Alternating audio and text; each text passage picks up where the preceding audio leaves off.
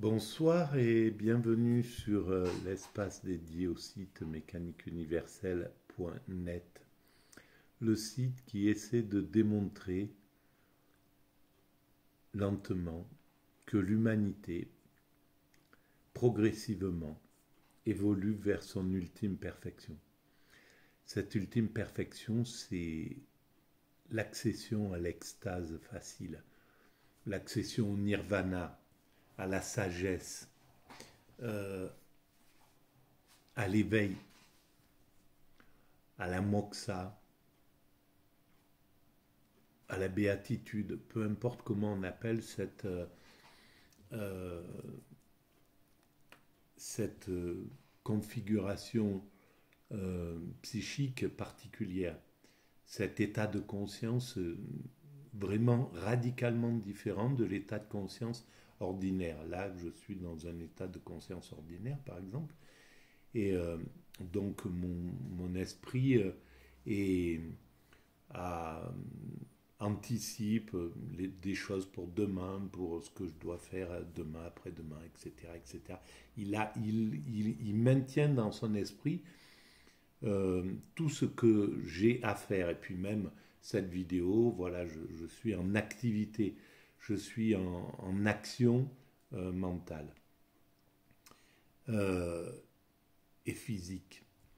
Euh, et j'ai le poids du passé qui est aussi présent en fait dans, dans cet état de conscience ordinaire. Cet état de conscience ordinaire, c'est la majorité du temps de conscience d'un être humain. Et parfois, accidentellement, ça m'est arrivé, je suis tombé en état d'extase. J'ai vécu une expérience d'extase, une expérience extatique. Et là, c'est radicalement différent.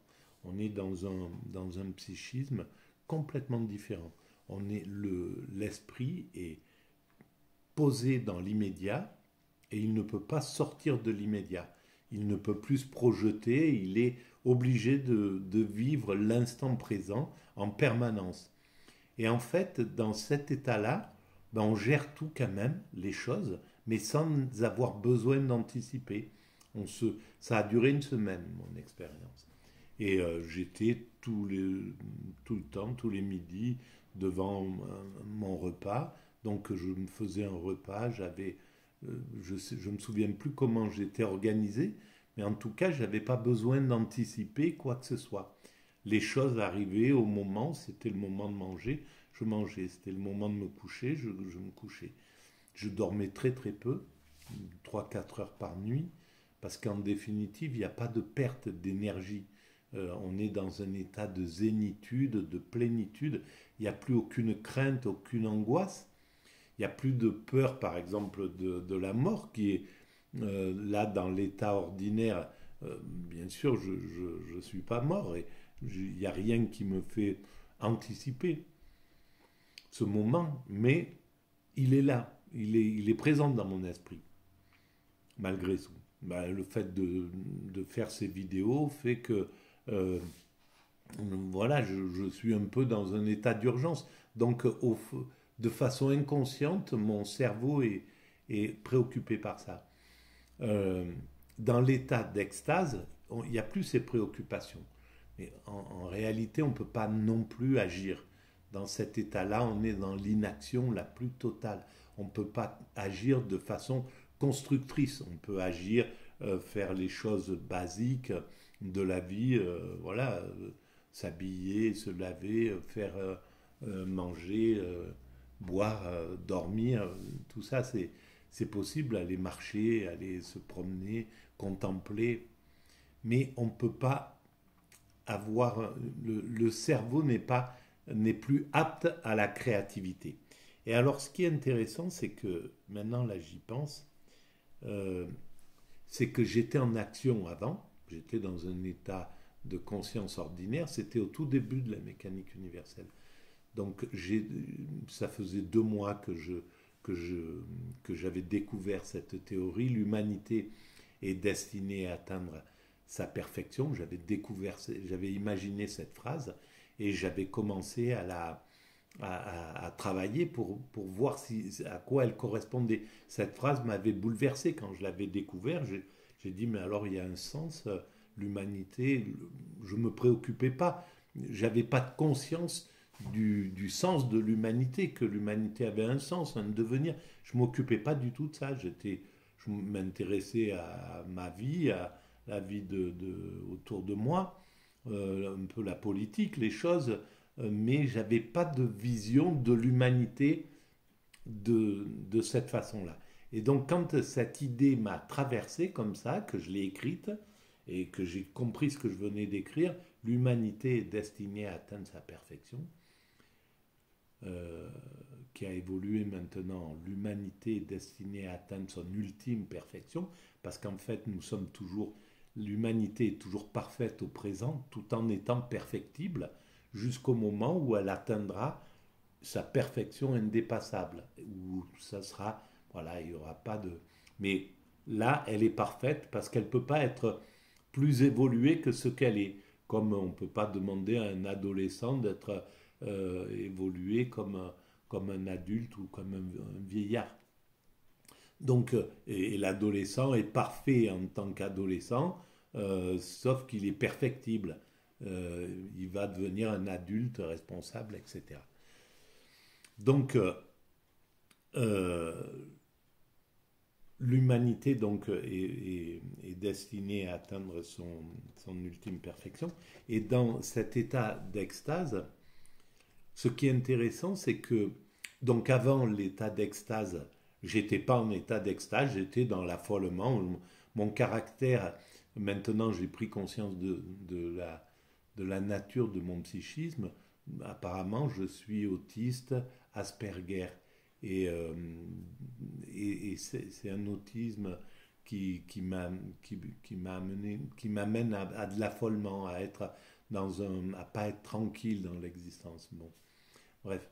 Et donc j'étais dans ces états un peu d'affolement. En plus, là, c'était le moment où j'avais découvert cette théorie, où je travaillais intensément sur cette théorie. Donc j'étais très exalté, j'étais euphorique. Voilà, je passe par ces moments d'euphorie, puis un peu de désespoir assez intense, puis euphorie, etc. etc. Et donc, j'étais dans ce moment de conscience ordinaire où je projetais tout un tas de choses. Je vis cet état d'extase par inadvertance en rentrant je venais d'accomplir un acte, puis je suis, je suis parti à pied jusqu'à chez moi. En arrivant chez moi, j'étais dans cet état. Je ne savais pas du tout ce qui m'arrivait. Je ne connaissais même pas ce que c'était que l'extase ou quoi que ce soit. C'est 1 ou 2 mois après, en réfléchissant à ce qui m'était arrivé, que j'ai fait le lien avec l'extase. Après, j'ai lu des bouquins sur des extatiques, considérés un peu comme une pathologie au 19e siècle. Il y avait un toubib, un psychologue, je crois, qui s'appelle Janet, qui a écrit, il y a les références sur mon site mécaniqueuniverselle.net, vous trouvez ces références-là, et qui a écrit De l'angoisse à l'extase, un bouquin, et donc il relate la vie des extatiques qu'il a analysés. Et je retrouvais tout à fait mon cas. Et puis après, j'ai lu des trucs sur le soufisme, sur le bouddhisme, etc. etc. Et j'ai vu que ça correspondait exactement à l'état d'esprit dans lequel j'étais. Donc j'ai fait le lien avec le fait que je suis tombé dans cet état d'extase.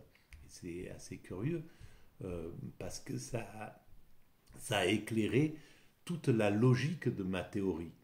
J'avais compris la théorie en, en théorie, on va dire, l'humanité va vers sa perfection, l'amour absolu, à l'époque j'appelais ça comme ça, maintenant j'ai compris que c'était l'extase, mais donc, mais je comprenais intellectuellement, et puis quand j'ai fait cette expérience, je l'ai compris charnellement en réalité. Donc je suis sorti, j'ai eu cette expérience a duré 1 semaine. Au bout d'1 semaine, je suis sorti aussi brutalement que j'y étais rentré dans cet état-là. Je l'explique sur la mécanique universelle. Puis je pourrais vraiment faire une vidéo et avec des explications un peu vraiment plus précises. Et donc, j'en suis sorti et j'ai réintégré tout de suite mes angoisses, mon affolement, ma vie ordinaire, quoi. Alors que, et dans cette période, cette semaine d'extase, mon corps fonctionnait comme une horloge. Et j'ai un problème de respiration. J'ai ce qu'on appelle une BPCO, c'est un problème de bronche, voilà, et donc une sensation d'étouffement et une difficulté à parler, à respirer, etc. Et avoir le cerveau assez oxygéné pour, voilà. Et donc, pendant, avant, j'étais pleinement dans cet état-là. Quand j'ai vécu parce que j'y étais encore plus densément qu'aujourd'hui. À l'époque, je me suis restauré depuis que j'ai une hygiène de vie différente, que je suis au grand air, etc. Donc j'ai restauré cette respiration. Mais là, j'étais véritablement étouffé à cette époque. Quand je suis tombé dans cet état d'extase qui a duré 10 jours, autant que je me souvienne, je respirais comme une horloge. Je dormais d'ailleurs 3-4 heures par nuit, ce qui fait que j'avais pas de fatigue comme elle est présente aujourd'hui à cause justement de ce manque d'oxygénation. Et quand je suis sorti au bout de 8 jours de cet état, j'ai réintégré toutes mes pathologies, tout mon processus mental détraqué, etc., etc. Donc, ça veut dire que ce vide, c'est pas quelque chose de permanent en fait. Dans l'état d'extase, le cerveau est vide d'intention. Il pense pas dans 1 heure, à 10 minutes ou à 2 jours, à 3 jours, à 15 jours. Il n'a plus du tout de référence avec tout ça. Et il n'a plus du tout de référence avec le passé. Il est posé dans l'immédiat et c'est pour ça qu'on est dans une contemplation absolue et une jubilation, une sensation. L'extase, c'est pas un mot vain, c'est la jouissance du corps, chaque organe, chaque cellule de la peau, chaque est en état de jouissance absolue. C'est hallucinant, quoi. Dans l'état d'extase, si on fait ça, on ressent un plaisir intense. Si on se, si on se touche les mains, on va ressentir un plaisir, mais gigantesque. L'air qui rentre dans les poumons, chaque bouffée, enfin, c'est incroyable, quoi. Chaque instant, chaque chose, tout ce qu'on contemple donne une jubilation extrême. Et c'est un état de jouissance. Quand je l'ai analysé après, c'est l'état de jouissance qu'on connaît, par exemple, dans l'orgasme sexuel. Sauf que dans l'orgasme sexuel, c'est quelque chose d'infime. Ça dure une fraction de seconde, cet état vraiment où chaque cellule du corps est complètement irisée, explosée dans un état bizarre. Et puis ça retombe. Donc cette fraction-là, qu'on n'arrive pas à arrêter, on ne la voit pas parce qu'on est dans une tension et puis après, voilà, c'est quelque chose comme ça. Et donc j'ai compris que pour moi, l'orgasme sexuel, c'est la publicité de l'extase en réalité. C'est pas pour rien que c'est la publicité de l'extase et que c'est le moteur de la vie, de toute la vie, des animaux comme des hommes, etc.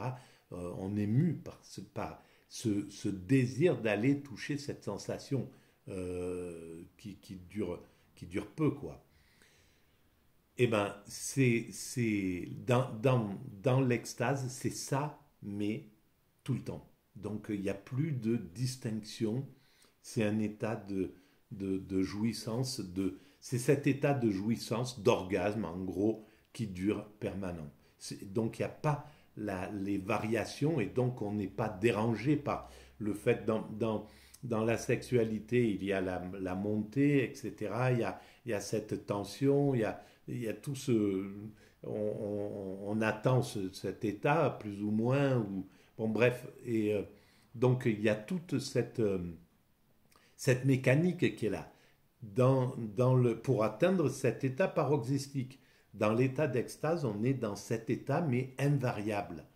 Et donc, on est dans un état d'amour absolu. Et là, on n'arrive plus à distinguer, dans cet état-là, on n'arrive plus à distinguer les choses ensemble. Et ça a été quelque chose qui m'avait un petit peu, pas inquiété, mais j'ai ressenti quelque chose d'un peu curieux. J'étais dans cet état-là et il y a eu l'image de ma fille qui est passée dans mon esprit. Et je me suis rendu compte que je l'aimais pas plus qu'une feuille, qu'un stylo, que l'air qui passe, que quoi que ce soit. J'arrivais pas à distinguer, j'arrivais pas à la distinguer par rapport au reste. Et j'ai eu un peu d'inquiétude de plus pouvoir, que ça reste comme ça, quoi. Et en fait, j'ai compris ce qui se passait, c'est que comme j'aimais tout au sommet des choses, on ne peut plus distinguer, on ne peut pas dire je préfère un tel à une telle chose à telle chose, etc. On aime tout au niveau absolu. Et donc, il n'y a plus de variation. Pour distinguer, il faut pouvoir dire je préfère ma voiture à la tienne, je préfère mon appartement au tien, je préfère mon village à l'autre, je préfère cette fille à cette fille, je préfère, etc., etc.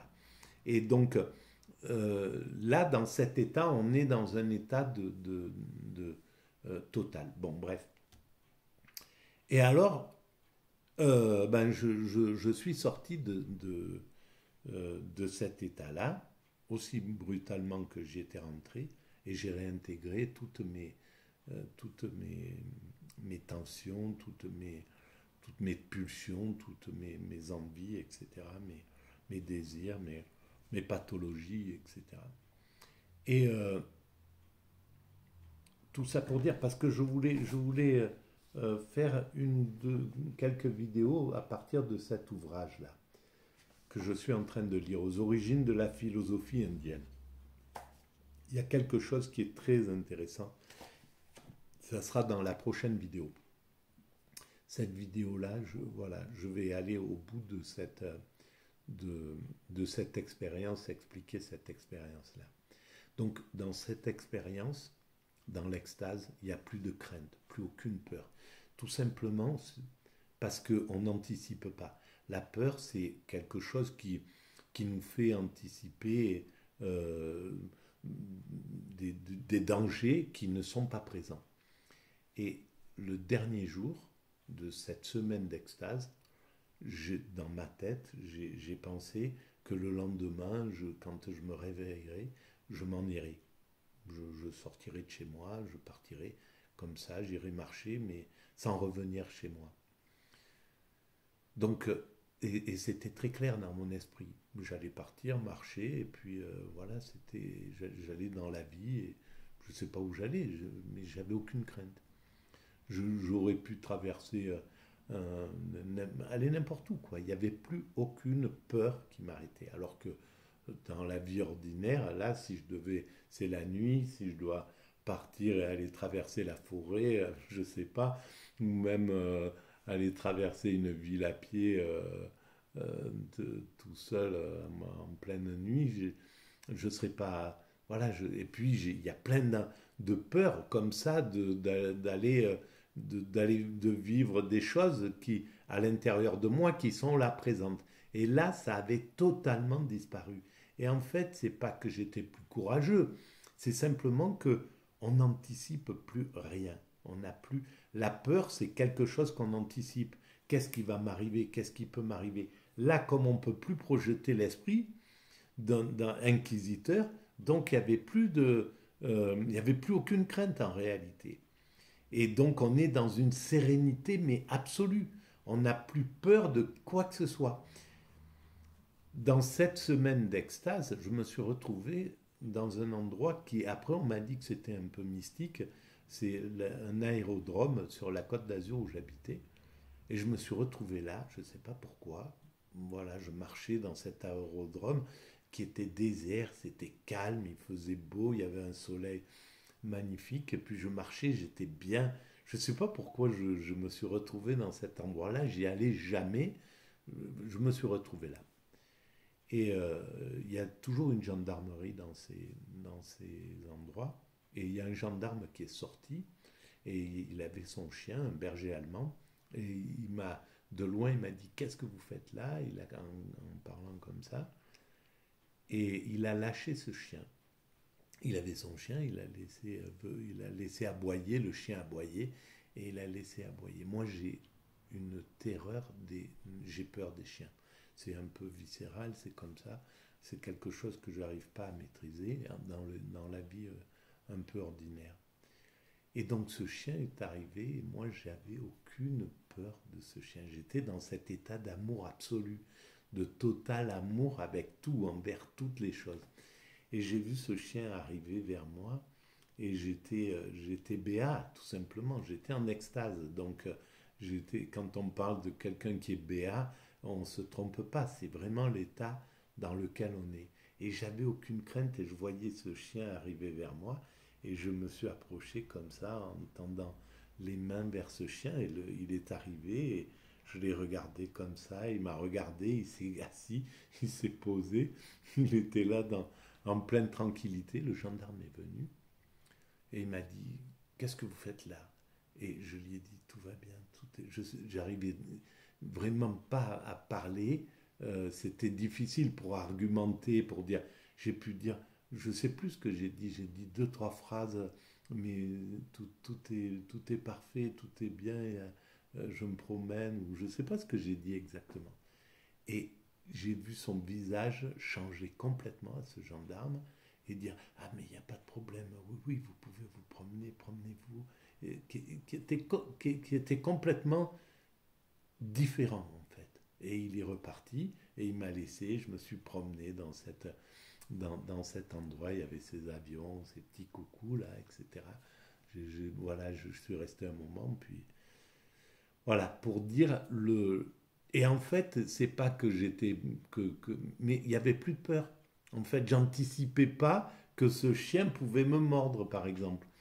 C'était un animal qui venait, je sais pas, mais j'avais que de l'amour pour cet animal-là. Je pouvais pas avoir de la crainte, en fait. Il y a plus de crainte dans cet état. C'est pour ça que c'est un état qui est incroyable, quoi. Et l'humanité va vers cet état-là, va vers cet état de béatitude, d'extase. Et ça me rappelle le film, euh, le film de Terrence Malick, euh, Tree of Life. Si vous avez l'occasion de voir ce film, c'est l'humanité, quoi. Hein. Il y a quelque chose comme ça. Moi, je l'ai compris comme ça. J'avais déjà écrit La mécanique universelle depuis longtemps. Et quand j'ai vu ce film au Festival de Cannes, il avait gagné la palme. Et donc, c'était il le donnait pour les gens qui habitaient dans le coin. On pouvait voir la palme d'or à la fin du festival. Et donc, j'ai vu ce film qui durait assez longtemps et qui était vraiment particulier. Il a été sifflé, hué, etc. Parce que les gens n'ont pas ressenti ce qui se passait. Et Terrence Malick, c'est un philosophe. Et donc, l'histoire, c'est. Mais je vous laisserai le voir, mais ça part de la création du Big Bang, en gros, et ça évolue après avec l'homme, l'humanité. Et il y a quelque chose, et la fin de cette humanité qui marche. L'image que j'en ai, peut-être je me trompe, mais l'image que j'en ai, c'est l'image de l'extase dans un monde particulier, mais c'est l'image des extatiques, d'une humanité qui serait extatique, qui serait en état d'extase juste, en amour, parce qu'il n'y a plus que ça qui peut se donner, quoi, se transmettre, c'est l'amour. On peut que ressentir l'amour avec l'autre. transmettre de l'amour, on est dans cet état-là et dans le silence parce que les mots ne sont pas plus du tout utiles. Bon, voilà comment j'ai vécu cette expérience-là. Et évidemment, dans toutes ces philosophies, comme la philosophie indienne, le bouddhisme, dans l'islam, c'est les soufis. Les soufis cherchent à atteindre cet état et l'atteignent. Alors on peut chercher à l'atteindre, on peut l'atteindre par accident, comme ça m'est arrivé. Je pense que c'est un peu identique aux sensations dans l'état de mort imminente, etc. Mais on peut l'atteindre par l'ascèse. C'est très compliqué pour nous, les hommes constructeurs, c'est compliqué parce qu'il faut renoncer à tout un tas de choses, renoncer au plaisir, renoncer à la vie ordinaire, etc. Se faire de la méditation. Enfin, on le voit chez les moines tibétains ou chez les moines zen qui cherchent à atteindre cet état-là. Ils doivent rester des heures comme ça. Les ascètes hindous, ils restent devant un rocher ou un bras en l'air. Enfin bref, c'est vraiment de la mortification physique qui est là. Ils en parlent justement dans le jaïnisme, etc. etc. Et donc on sait que c'est compliqué. Dans l'islam, alors il y a les derviches tourneurs qui tournent et donc qui atteignent cet état d'extase. Les soufis en Afghanistan, c'est à travers le dhikr, c'est-à-dire la prononciation du nom d'Allah, mais avec toutes le Très-Haut, le Miséricordieux, le Bienveillant, etc. etc. Et il annonce comme ça et dans une sorte de façon de l'exprimer qui les fait monter tout doucement, qui leur fait perdre conscience de l'extérieur et qui les amène dans cet état d'immédiat et d'extase. C'est ça qui est réclamé en réalité. Quand on lit les écrits des soufis, on se rend compte de ce qu'ils ont ressenti, ce que c'est que l'extase. Parce qu'ils n'ont pas écrit ça pour amuser la galerie. C'est des types qui ont vécu une vie, qui ont sacrifié leur existence à cette quête, à cette recherche, à cette compréhension de la fusion avec le divin. Et donc, ce qu'ils écrivent, c'est vraiment du lourd dans le truc, même si c'est très léger parce que c'est écrit sous forme de poétique. C'est la joie, il y a quelque chose, il y a des métaphores comme l'ivresse du vin ou quoi que ce soit, mais c'est pris sous la forme de la métaphore.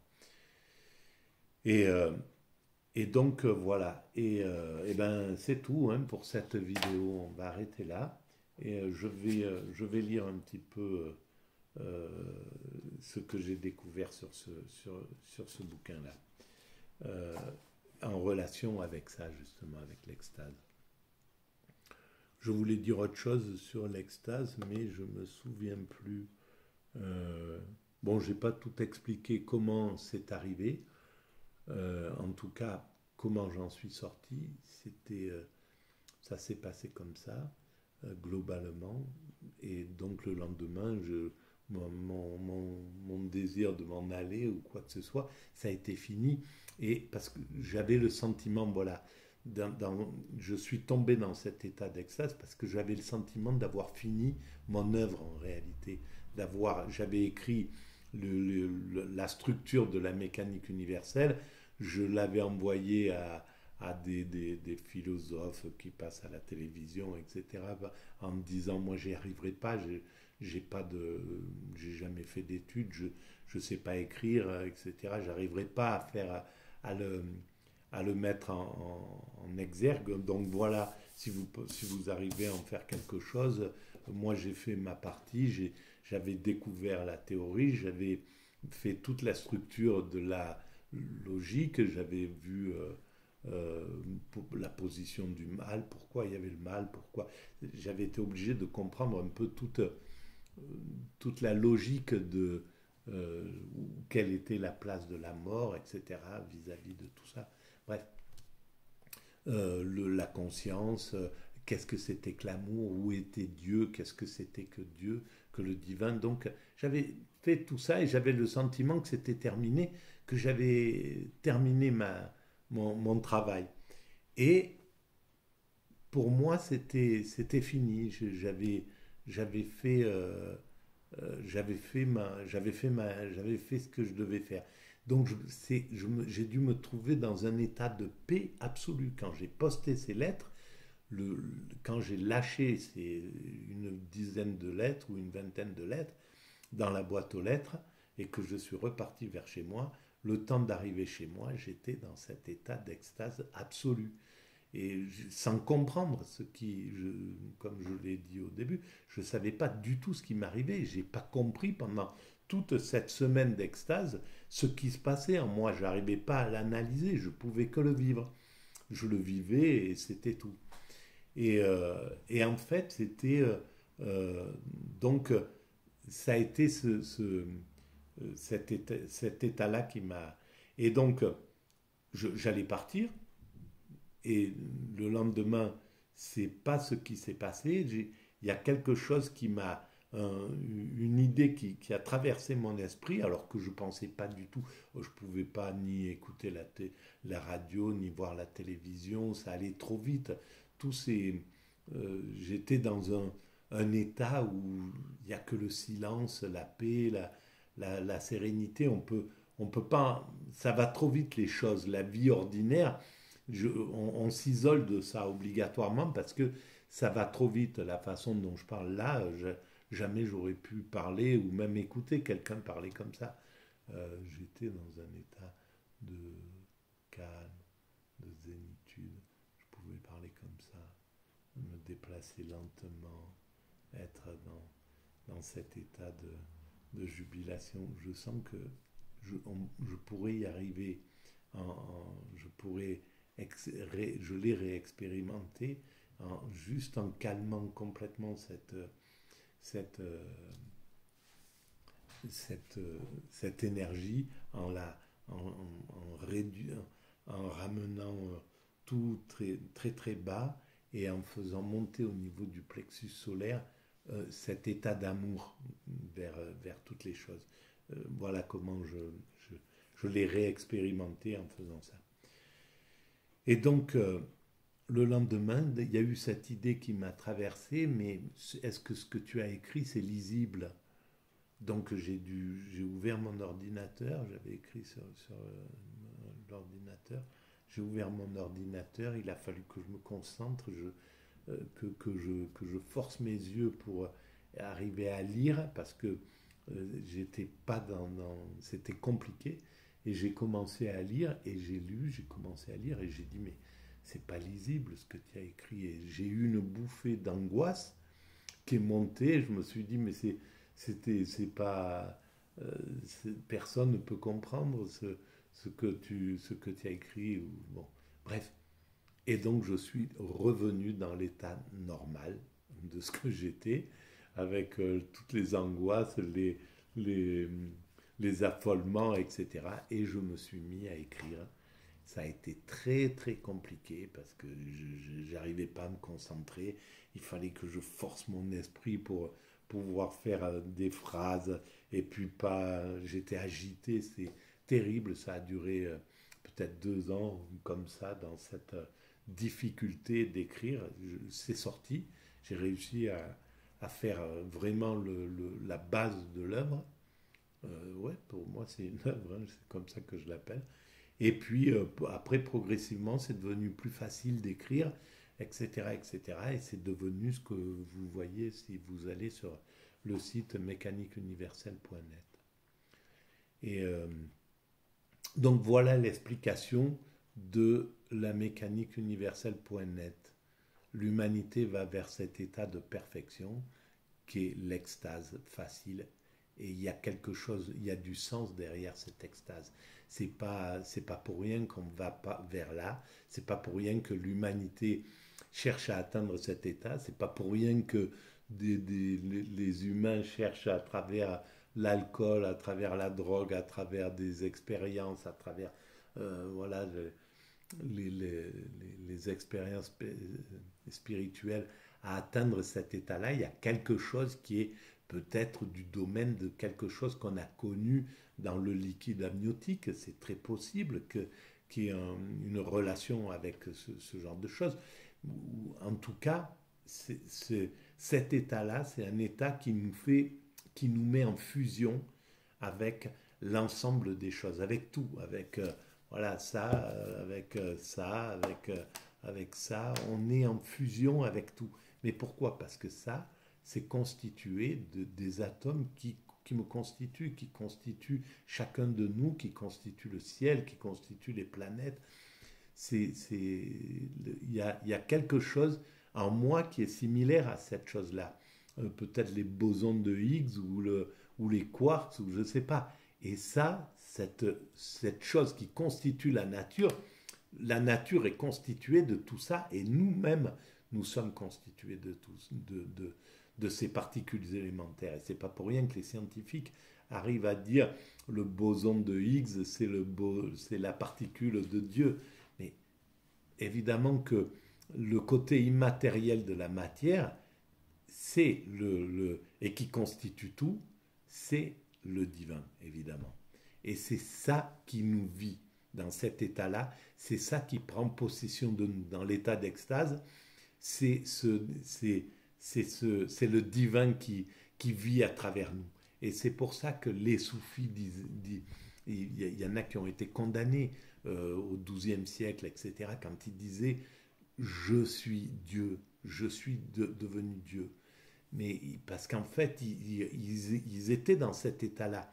Évidemment, ils atteignent la sagesse absolue, ce qu'on pourrait voir comme la sagesse absolue, c'est incarner le divin. En définitive, ce qui a créé cet univers se retrouve dans l'incarnation d'une de ces créatures. L'être humain, quand il atteint cette extase, il incarne le truc qui était à l'origine, Dieu, le truc qui était à l'origine de l'univers. Avant l'univers, ce vide, ce truc intangible, immatériel, qui compose la nature. Et c'est pour ça que Spinoza a 100% raison de dire que Dieu est la nature, que Dieu c'est la nature. Évidemment, c'est ça, c'est notre nature, c'est la nature. Dieu, c'est ce tout. Son intuition est absolument géniale. Et d'ailleurs, c'est même peut-être pas son intuition, je ne connais pas assez son œuvre, mais je pense que c'est la logique qui l'a amené à comprendre cette chose-là. Et c'est pas Spinoza, c'est pas la nature, les arbres, c'est ce qui compose, c'est le divin qui compose, c'est les arbres, la nature, le vent, etc., etc. Les athées ont utilisé Spinoza pour confirmer leur truc. Bon, il n'y a que la nature, ce qu'on voit en fait, les matérialistes, ça les a arrangés c'est pour ça qu'ils vénèrent Spinoza. Sauf qu'à mon sens, ils n'ont pas compris le fondement de Spinoza. Le fondement de Spinoza, c'est le divin qui compose la nature, qui compose tout ce qui est dans la nature, du grain de poussière, de la feuille d'arbre, voilà, de la bouse de vache euh, à l'extatique. Voilà, et donc on travaille à ça. Et c'est l'ensemble humain qui travaille à cette réalisation. Et depuis qu'on s'est séparé des autres primates, depuis qu'on a quitté la nature pour pour passer dans le monde de la culture et qu'on a transformé, qu'on a fait évoluer les règles instinctives, le fond instinctif qui nous animait quand nous étions des primates naturels, comme les chimpanzés. Les chimpanzés connaissent l'amitié, la fraternité, la réconciliation, l'amour, mais aussi l'agressivité, etc., etc., mais aussi des morales instinctives qui empêchent le dominant de mordre le dominé quand il fait acte de soumission. Il pourrait très bien le torturer, il pourrait très bien le faire souffrir. Donc il y a quelque chose qui l'arrête. Il y a, on a, et par exemple, cet instinct qui empêche le dominant chimpanzé de faire du mal quand le dominé a fait acte de soumission, on le retrouve quand j'étais enfant dans la cour de récréation. On me disait, on ne frappe pas un homme à terre. Si tu as l'esprit haut placé, tu tapes pas, on ne tape plus une fois que quelqu'un a dit stop, ok d'accord, tu as gagné, on continue pas quoi. Et bien ça c'est une évolution de cet instinct qui est devenu culturel. Et on voit tout le progrès qu'on a amené entre le moment, les premiers hommes qui ont commencé à travailler, nos ancêtres, nos frères, hein, nos pères, quoi, qui ont commencé à travailler notre corps, à enlever notre système pileux, à développer notre système pour la course, etc., à développer notre capacité crânienne. Tout ça, c'est eux qui c'est c'est notre famille qui a travaillé tout ça. Ils font partie de cette grande histoire qu'est l'humanité dans sa totalité. Et aujourd'hui, nous sommes là, nous travaillons pour cette humanité en croyant qu'on travaille pour soi, pour son clan, pour sa famille, pour son village, pour sa communauté religieuse. On croit qu'on travaille pour quelque chose comme ça et en réalité, ces appartenances, c'est des illusions, elles sont là pour nous pousser à travailler. Mais ce qu'on construit réellement, c'est l'humanité. C'est, c'est, tout va vers l'humanité. Il y a 15 000 ans, les religions auxquelles nous appartenons n'existaient pas. Et dans 3, 4, 5 siècles, quand on aura atteint notre état de perfection, ça sera dépassé. C'est pas ça qui va l'emporter. Il n'y aura pas une religion qui va atteindre la perfection pendant que les autres sont à la porte du garage.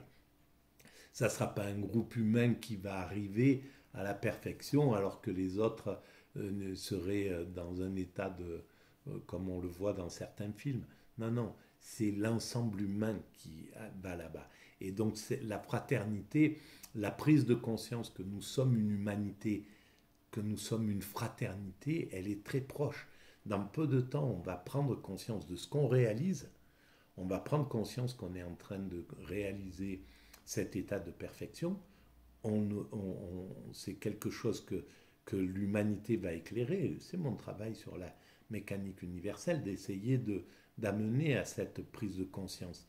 Mais ça fait longtemps que cette idée d'évolution vers la perfection existe. Les grandes religions ont pensé déjà cette idée avec l'idée d'apocalypse, par exemple, la révélation, le loup qui se couche avec l'agneau, enfin bref, voilà, les métaphores sont là, c'est l'amour absolu qui est là. Donc tout ça, ça a été intuitivement imaginé, et l'intuition, c'est pas quelque chose, on n'a pas encore compris la puissance d'où viennent ces intuitions, qu'est-ce que c'est qui fait que des choses vont nous traverser comme ça, vont être là.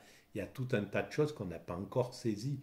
Bien sûr, si on reste au niveau du pragmatisme, on peut penser que voilà, ben, c'est juste un truc, des associations d'idées ou quoi que ce soit.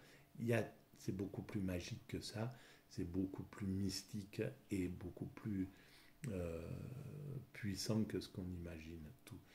Il y a beaucoup de choses. L'invisible est plus important que ce qu'on peut imaginer. Donc on construit ça et c'est bien l'humanité dans son ensemble. Et là, l'humanité, elle est obligée maintenant là de prendre conscience de ce qu'elle réalise. Et évidemment, ça va être des gens qui vont prendre ça, qui seront posés, qui auront un bagage, qui auront une assise, une notoriété, qui vont commencer à prendre ce type de pensée, à le travailler. Les scientifiques vont venir, vont dire, bon, ils vont mettre ça peut-être dans le truc des intelligences artificielles. Nous sommes partis de là, nous avons découvert tel et tel truc, on va rentrer tout ce qu'on a découvert, tout le chemin qu'on a fait, et on va demander à l'IA où ça nous mène. Et si l'IA dit ben, ça nous amène à l'état de perfection, c'est parce que, dit pour l'instant, elle est encore faible, l'IA. Il lui manque encore des données, parce que je me suis amusé à lui poser la question. Et voilà, elle est toujours diplomatique en me disant peut-être ben que oui, peut-être bon, ça, les choses s'améliorent, mais des choses, etc., etc. Je ne sais pas trop, voilà, on en est là. Mais à un certain moment, avec les nouveaux, euh, les nouveaux trucs de calcul qui arrivent, là, les ordinateurs, dans 50 ans, dans 100 ans, c'est inouï ce qui va se passer. Donc on pourra modéliser tout ce qui a été réalisé jusqu'à présent et demander à cette intelligence où on va. Et si elle dit ben, on va vers l'extase, oui c'est clair, on va vers la perfection technique, parce qu'évidemment il faut que c'est pas une extase dans un monde chaotique comme maintenant. Il faut qu'on ait atteint la perfection écologique, qu'on n'impacte plus du tout la planète, que l'homme ne soit plus du tout un loup pour l'homme, ni un loup ni un danger pour l'homme, ni un danger pour les autres espèces, ni un danger pour la planète.